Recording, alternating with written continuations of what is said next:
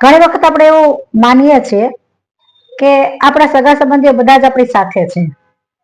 આ વાતને મારે મહાભારતના બે પ્રસંગથી વર્ણવી છે. કે એક પ્રસંગ છે કે દ્રૌપદીનું ચીરહરણ થાય છે. ત્યારે એ સભામાં ધૃતરાષ્ટ્ર, દ્રોણાચાર્ય, કૃપાચાર્ય અને ખુદ ભીષ્મ પિતામહ સાથે દ્રૌપદીના 5 પતિઓ, 5 પાંડવો પણ ત્યાં હાજર હોય છે અને બધા જ મહારથીઓ એના સગા સંબંધી હોય છે. અને એની હાજરીમાં દ્રૌપદીનું ચીરહરણ થાય છે. ત્યારે આ બધા જ લોકો એના સાક્ષી હોય છે.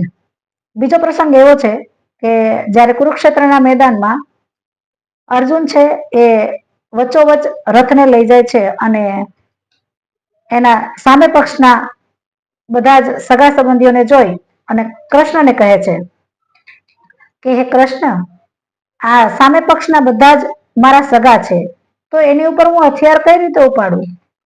તો મારાથી યુદ્ધ નહીં થાય, કારણ કે એ મારા પોતાના છે. ત્યારે જે કૃષ્ણ ભગવાન જવાબ આપે છે ને એ ખૂબ જ સરસ છે કે હે અર્જુન, જો આ તારા પોતાના હોય તો એ તારી સામે કેમ છે, તારી સાથે કેમ નથી? તો આપણે બધાને પણ આવો જ હોય છે